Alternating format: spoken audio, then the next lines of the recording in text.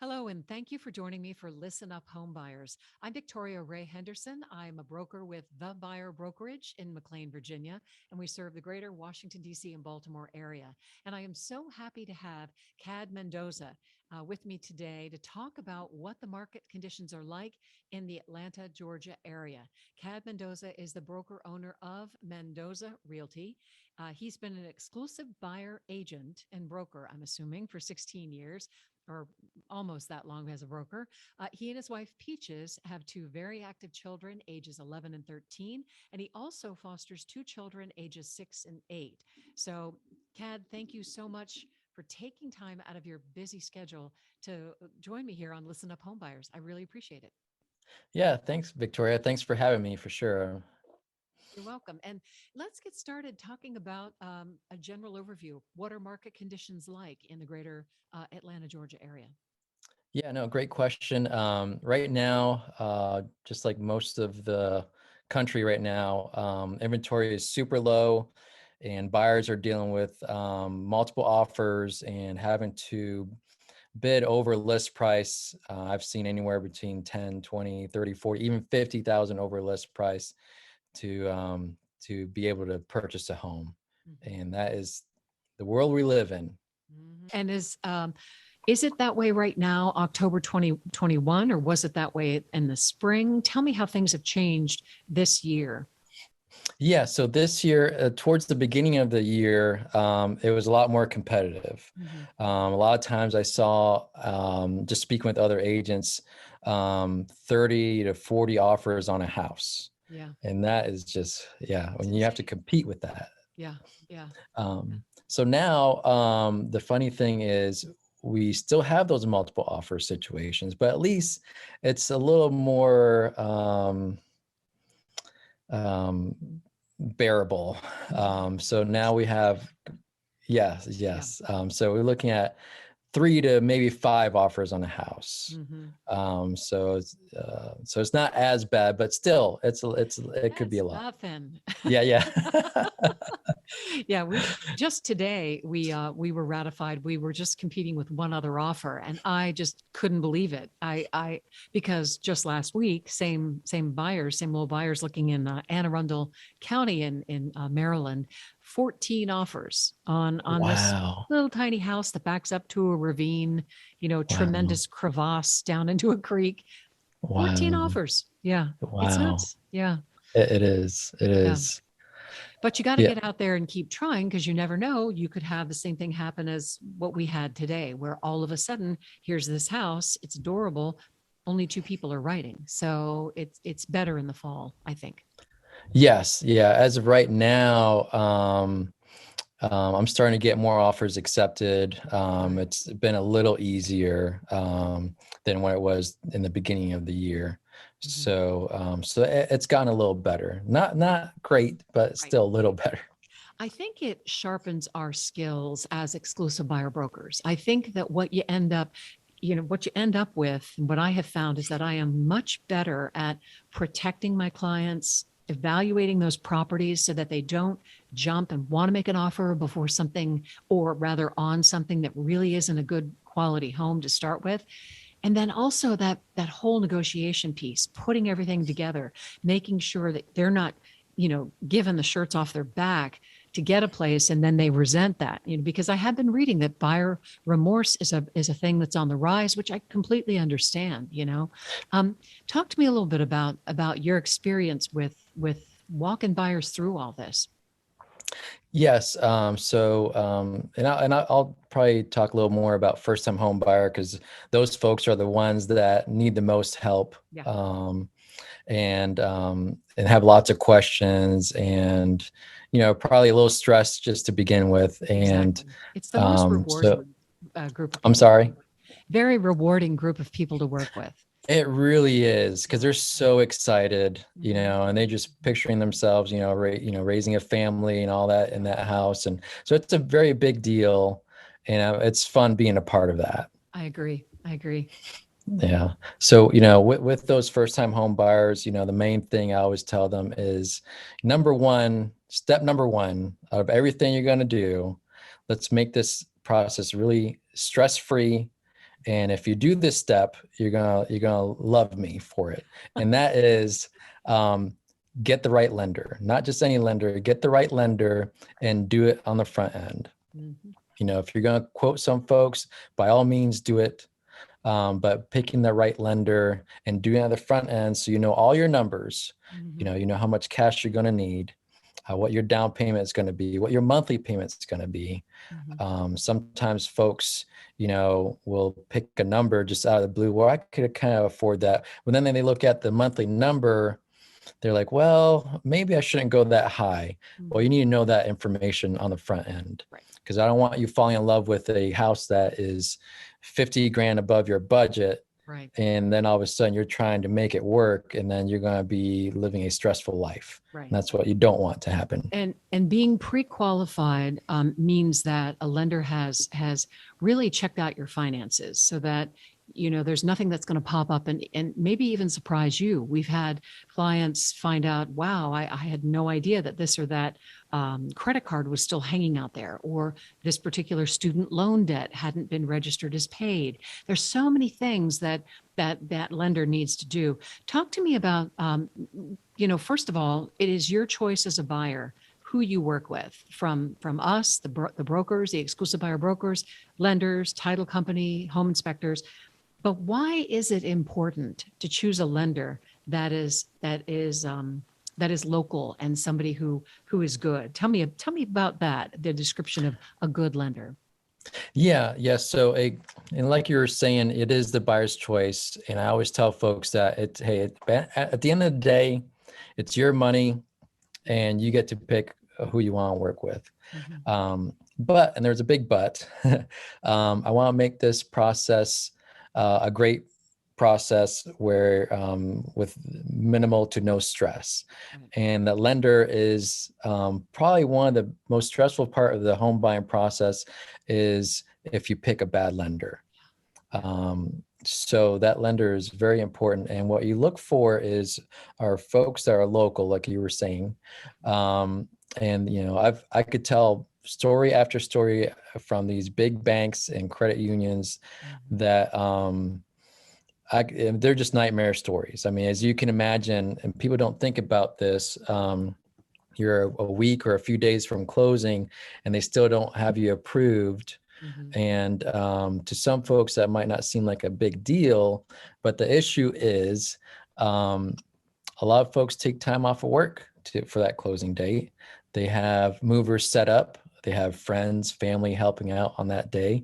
Mhm. There's so many moving parts. Oh yeah. And Oh yeah. so any delay, even if it's just one day, and I promise you, I've had lenders tell me, Kat, it's just one day. It's no big deal. I'm like, no, it is. That's so It is a big irresponsible. deal. It is. This is very stressful. Yeah. You have all utilities turned on for that day. I mean, there's so many things involved. So many So things. that picking the right lender is so important. And I'll get folks too that tell me, you know what, Cad, I've had such a great experience with this loan originator. And I tell them, that's great. Mhm. But that bank is known for Mhm. these issues. Mhm. And I'll explain it to them. Mhm. A lot of times these loan originators, they're good folks. They're good people folks. They're good at talking. They Mhm. answer the phone. They Mhm. probably don't work on weekends. They probably don't work at nights, Which is but when we work and we need but those lender letters. yes, and that's Yeah. when we need the lender letter. Yes. Mhm. So, and I tell them, a lot of times I'm glad you have that good relationship with them, but at the end of the day, how's their underwriter Mhm. and their processor? How are they working? You don't know them. And I promise you, once you get to that point where it comes to crunch time, that's when you're really going to need them. Yeah. And a lot of times that's not the, you're going Not to have the a bad case. experience. And there are deadlines that all of us have to meet. Everybody who is assembled as the team that's working, for the buyer or buyers. And the lender has some really specific deadlines depending. I'm not sure how your contract is in Atlanta, Georgia, but we have a contract that has specific appraisal deadlines, financing deadlines. And if they're not met, that is really serious, because at the end of the day, it can cost that buyer money, lots of money.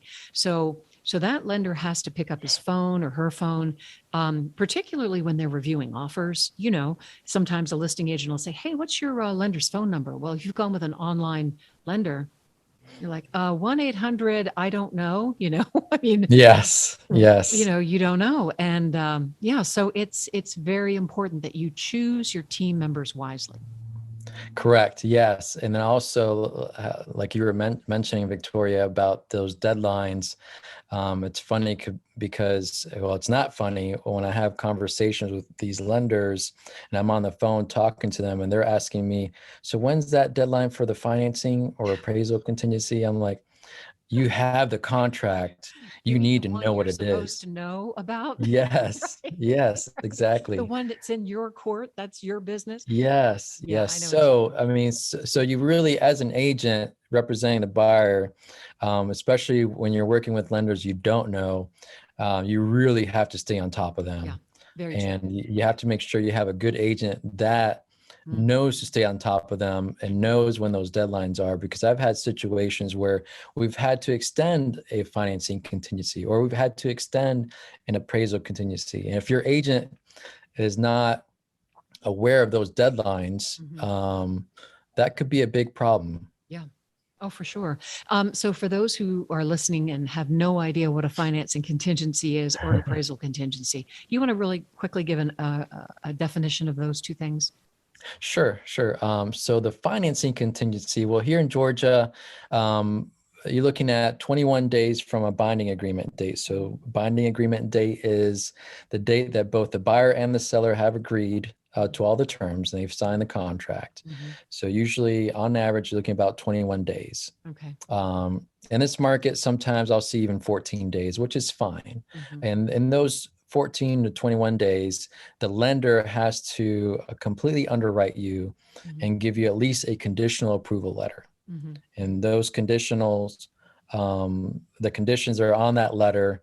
Mhm. As a buyer, you have to look through them and make sure, hey, I can meet these conditions. Mhm. No problem. Let's move forward with it. Mhm. Right. Or you look at those conditions and say, hey, there might be an issue with this. Mhm. So we need to discuss this further. Yeah. So that is the financing Contingency. condition And it's also contingency part. it's in place to protect the buyer as well. If through no fault of your own, you were to lose employment or something, the whole reason it's there is as a protection for you so that you can get out of that contract. It won't bind you if you have the financing contingency, it's a built-in protection for you. And then the appraisal, you were going to go ahead and give a definition of that. Yeah, so with the appraisal contingency, it's just to make sure that the house appraises for what the loan amount is. So if you're Mhm. buying a $400,000 house, you want to make sure that the house appraises for 400, because if it appraises for 380, Mhm. then we have an issue to where you, as a buyer, you're going to have to come up with that $20,000 cash, Mhm. or we go back to the negotiating table to make sure Right. and tell the seller, hey, the house didn't appraise, you need to lower your price. Yeah. And just to drill down on that a little bit more, the lending institution is only going to give you the amount of money that the appraiser who goes out to evaluate the property independently.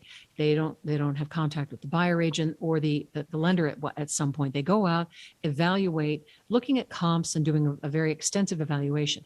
If they come back and in your example they say, hey, this house is worth 380 and you've paid 400, just like Kad said, you're back to the negotiating table and you can get out of the transaction. If you have that appraisal contingency and you don't come to an agreement on the terms there. Correct. Yes. And that language in there in that contract is so important. And in this crazy market, I've talked to agents where they've seen folks waiving Mhm. both those things, the financing contingency and the appraisal. And that just leaves, Vulnerable. yeah, you're very vulnerable at that Mhm. point. Yeah. And that could be a big mess. Unless you So have a lot of cash. If you have a lot of correct. cash and you're like, that doesn't matter to me. Who do you know Yeah. like that? Not too many people, but there are Mm, people out there who would say, I'll make up that difference. yeah. And there are ways around that. We could talk about this for probably a half an hour, but we'll move past this because I want to give an Sure. overview of the experience of Atlanta. So Sure. yeah. So after those two pieces in the contract. Yep, yep. So in Atlanta, too, you have to have I don't know if it's a good time to talk about the brokerage agreement. Sure. Yeah. So in the state of Georgia, you have to have a brokerage agreement signed by the buyer and the agent. Basically, that brokerage agreement states that the brokerage represents you in the transaction as the buyer. So we're making this offer for you, and we're supposed to represent you. So that's what a brokerage agreement. Now, in that brokerage agreement, you just have to make sure as a buyer, there's a couple of things you want to look out for. And I'll give you one experience I've had recently where I had a client come to me wanting to get out of their brokerage agreement because the agent didn't do a great job. Come to find out, in that brokerage agreement, there's a $1,200 retainer fee that they did not know. They didn't read through the contract. Yeah. And that's a big fee. That's a lot of money. And that could have had to been paid by her. And no questions asked. Luckily, we figured out a way out of it. Wow. Yes. Good. Because they did some things that weren't ethical. You mean the agent who had the broker agreement? Correct. On an offer, on one of the offers that she had, and she explained to me the situation, and they didn't have the best interest of the buyer. Okay. So I was able to help her to understand ethics, and why what they did was not ethical, and that was a way for them to get out of it.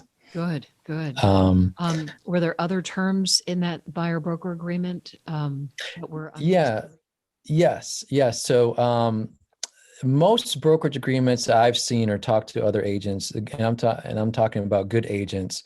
You're looking at around 3 months on average, something like that, 2 to 3 months, maybe 4 months even. On this particular one, it was a 10-month brokerage agreement plus a 2-month protection period. And so basically it was a 1-year long brokerage agreement, which is overkill. It's highway robbery, and that shouldn't have happened. But the buyer was a first-time home buyer. They didn't know what they were doing. They just signed off on it and just went on their merry way. And so it was a big learning lesson for them, for sure. That's a big lesson to learn. Wow. Well, I'm glad you were able to help them. That's wonderful. Yeah. Yes. Wow. Yeah. They got to the point where the agent wasn't really showing them houses in a timely manner. And in this market, if the house comes up today, you really have to be out there that afternoon, or else you're going to miss out on it. Yeah, that's true. So, I think a big part of how we've had success is being first. Yes. It doesn't work every time, but the minute we see something come on the market, we say, all right, let's go. And we start that communication with the listing agent to see if there's anything that their seller needs, that won't impact our buyers in any way, in a harmful way at all, but that we could accommodate. So, for example, like if they need a rent back, you need 30 days to stay in the house. If our buyers can do that, that's great. Okay, we can work out the details of that. Anyway, just trying to have that conversation and getting in there, is really important. And most agents, when I tell them, hey, I am an exclusive buyer agent, all I do is show houses. And they look at me like I'm crazy. Like, right. You need to be doing listings too, because it is more work. If you think about it, you're out there driving around with a listing. You just list a house, and a lot of agents just list it and just sit back and wait for the offers to come in. Hey, but we get our cardio in. That's why. Yeah, right. I showed 11 houses the other day. Oh, wow. Yeah.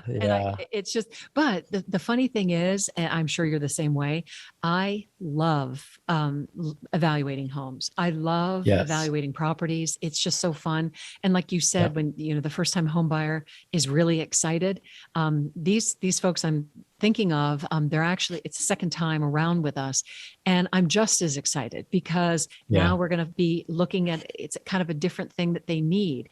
So I think being exclusive buyer brokers and agents, we're a unique breed. There's no doubt about it, but it does seem to fit my personality. And when I meet everyone, we're kind of cut from the same cloth, Yes. Yeah, it's funny because when I do meet other exclusive buyer agents around the country, I feel like, we're the same. We love what we do. We enjoy being out there. And that's so important because like I said, a lot of agents are lazy and they don't want to be out there showing 11 houses.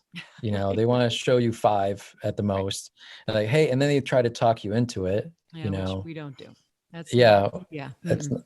yeah. But I I think mean, I think we talk people out of them more than talk them into it. yes, no, exactly. That's exactly it. Because you want them to buy the right house, Right. and you want 5, 10 years down the road, whenever they do go to sell the house, you want it to sell quickly for them. What I don't want to hear 10 years down the road is, hey, Kat, I can't sell my house. Yeah.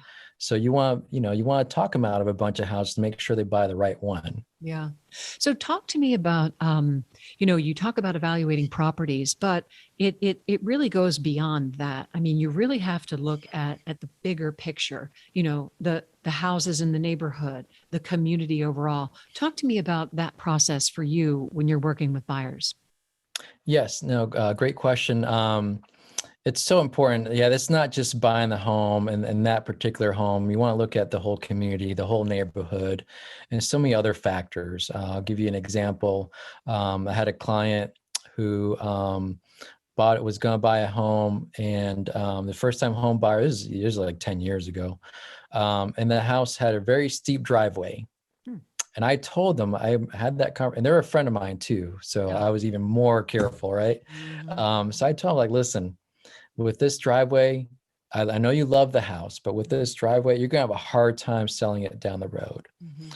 They were so excited by the house, that they didn't really listen, but so they went ahead and bought it but I fought it. Right. Moved forward a few years from there, probably like 6 years from there, they tried selling the house. They had a hard time selling it. Oof. Yeah. And I told him, I had that conversation with him. He's like, yeah, I know, I remember. So they Mhm. ended up renting it out, and they're totally fine now. Yeah. But these are things you have to look out for. Right.